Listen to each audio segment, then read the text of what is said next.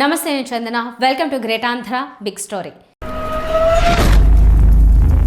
5 ఏళ్ల పరిపాలన ఎలా సాగిందనేందుకు ఎన్నికల్లో ప్రజా తీర్పే ప్రాతిపదిక. గత ఎన్నికల్లో వైసీపీ ఘోర పరాజయం నేపథ్యంలో ఆ పార్టీ ఓటమిలో అత్యంత క్రియాశీలక పాత్రను సమగ్ర భూసర్వే అనే పథకం పోషించింది. గత ఎన్నికల ప్రచారంలో చంద్రబాబు నాయుడు, ఆయన కుమారుడు లోకేష్ ఎక్కువగా ల్యాండ్ టైటిలింగ్ యాక్ట్ గురించే మాట్లాడారు. తాము అధికారంలోకి వస్తే ఆ యాక్ట్ను రద్దు చేస్తామని కూడా ఎన్నికల హామీలో ప్రధానంగా పొందుపరిచారు. ల్యాండ్ టైటిలింగ్ యాక్ట్ను రద్దుపరిచి మరో ఎన్నికల హామీని నెరవేర్చినట్టు కూటమి ప్రభుత్వ పెద్దలు సంతోషాన్ని ప్రకటించారు. అయితే వైసీపీ ప్రభుత్వం చేపట్టిన సమగ్ర భూసర్వేని కూటమి సర్కార్ కొనసాగిస్తుండడం విశేషం. ఈ మధ్యకాలంలో ఏపీలో క్రెడిట్ చోరీ వ్యవహారం చర్చనీయాంశమైంది. మాజీ ముఖ్యమంత్రి వైఎస్ జగన్మోహన్ రెడ్డి ఇవాళ మీడియా ముందుకు వచ్చారు. చంద్రబాబు మరో క్రెడిట్ చోరీకి పాల్పడుతున్నారంటూ తూర్పారబట్టారు. సమగ్ర భూ రీసర్వే తమ ఘనతగా ఆయన చెప్పుకున్నారు. మీడియా సమావేశంలో వైఎస్ జగన్ చెప్పినవన్నీ నిజమే. అయితే ఇంత గొప్ప పని చేశానని తనను ఓడించడానికి గల కారణాలను జగన్ తాజా మీడియా సమావేశంలో విస్మరించడం గమనార్హం. రాష్ట్ర ప్రజల్ని అత్యధికంగా రెవెన్యూ సమస్యలే వేధిస్తున్నాయి. అందుకే వైఎస్ జగన్ పాదయాత్రలో కూడా ప్రజానీకం పెద్ద ఎత్తున భూ సమస్యల్ని ఆయన దగ్గరకు తీసుకెళ్లారు. రీసర్వే ఒక్కటే అన్ని సమస్యలకు పరిష్కారమని జగన్ నమ్మారు. అధికారంలోకి వస్తే సమగ్ర భూ సర్వే చేయిస్తానని 2019 నాటి మేనిఫెస్టోలో హామీ ఇవ్వడాన్ని జగన్ గుర్తు చేశారు. మాట ఇస్తే కట్టుబడి ఉండాలనేది జగన్ నిజాయితీని తప్పక అభినందించాలి. భూ సర్వే హామీకి కూడా జగన్ కట్టుబడ్డారు. ఈ మేరకు 2020 డిసెంబర్ 21న దాన్ని ప్రారంభించినట్లు మీడియా సమావేశంలో జగన్ వివరించారు. ఆంధ్రప్రదేశ్లో సమగ్ర భూ సర్వే సువర్ణాక్షరాలతో రాయదగ్గ మహాయజ్ఞం అనడంలో ఎలాంటి సందేహం లేదు. కొన్ని గొప్ప కార్యాల్ని జగన్ లాంటి వాళ్లు మాత్రమే చేయగలరన్న ప్రజల నమ్మకాన్ని చూరగొన్నారు. జగన్ ఎంతసేపు భూ సర్వేపైనే దృష్టి సారించారు. ఇందులో తనకు వ్యతిరేకంగా ఏం జరుగుతున్నదో పసిగట్టలేకపోయారు. భూ సర్వే వల్ల జగన్ ఎలాంటి గొప్ప సంస్కరణలు తీసుకురావాలని అనుకున్నారో తెలుసుకుందాం. ఒకసారి భూమిని రీసర్వే చేశాక ఎవరూ మార్చలేని విధంగా భూ రికార్డులు సిద్ధం చేసేలా ప్రణాళిక సిద్ధం చేశామన్న జగన్ మాటలో నిజముంది.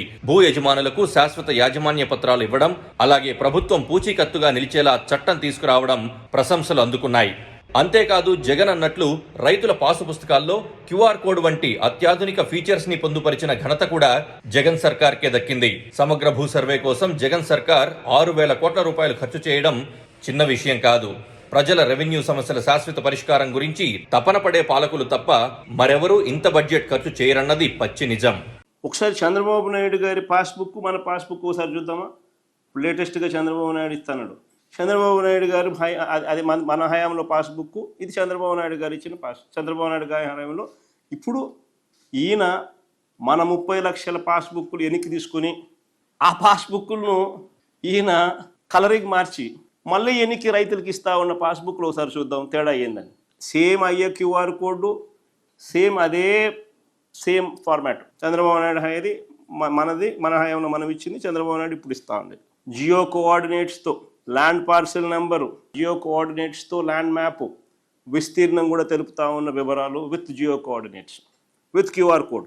నేను అడుగుతా ఉన్నా, భూముల రీసర్వే చేయాలన్న కనీస ఆలోచన అయినా కూడా నీకు ఎప్పుడైనా గతంలో వచ్చిందా అని?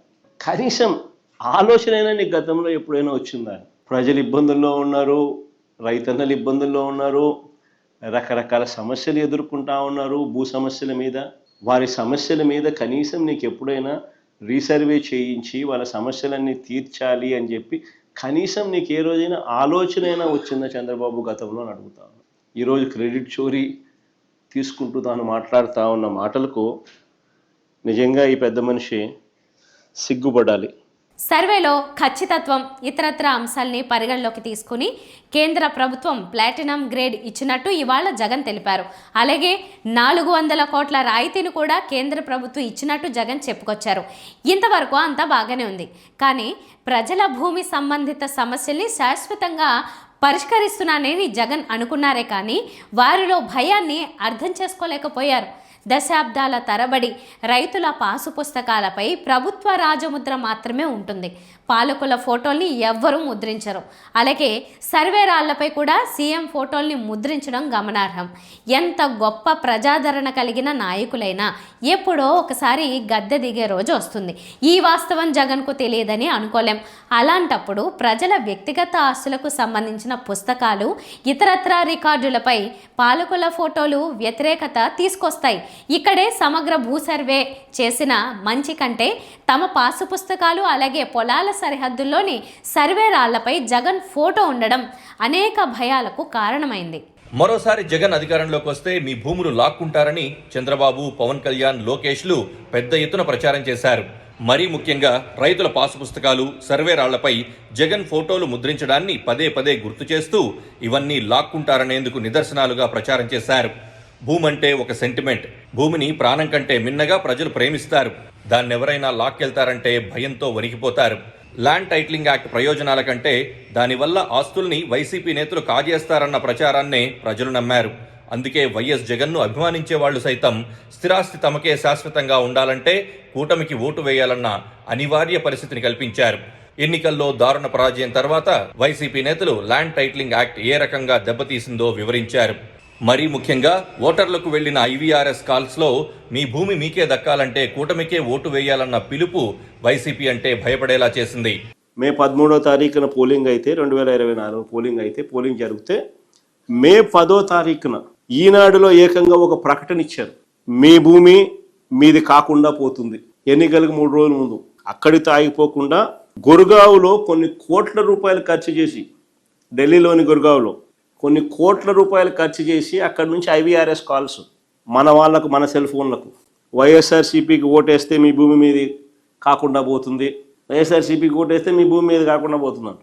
లక్షల కొద్ది కాల్స్ గుర్గావ్లో నుంచి కోట్ల రూపాయలు ఖర్చు పెట్టి ఐవీఆర్ఎస్ కాల్స్, తప్పుడు ప్రచారాలు, విషపూరిత ప్రచారాలు, వక్రీకరణలు, ప్రజలను భయభ్రాంతులను గురి చేస్తూ ఎన్నికలకు 3 రోజుల ముందు ముఖ్యంగా పాస్ పుస్తకాలతో పాటు సర్వే రాళ్లపై జగన్ ఫోటోలు తన కొంప ముంచాయని బహుశా జగన్కు ఇప్పటికైనా తెలుసో లేదో మరి.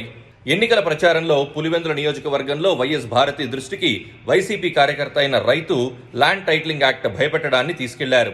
దీన్ని బట్టి ప్రజల్లో ఆందోళన ఏ స్థాయిలో ఉందో అప్పటికే అర్థం చేసుకుని ఉండాల్సింది.